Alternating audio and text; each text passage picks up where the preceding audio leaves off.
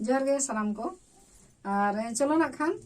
नवा तो साकरात रे आरो चलका को सेरेना खाय ना साकरात हिलोगा ना नवा दो दाका को जम बड़ा कते तो बेजा बि लगी डाहिते ना आयुर को जम माजी बाबा अदो उन रे खान टुअर गिदरा आज आयो नोंका किन मेताया अदो ओका लका किन मेताय कना ओना गिना खान नवा चलो नवा सेरे आजम ताबुन ते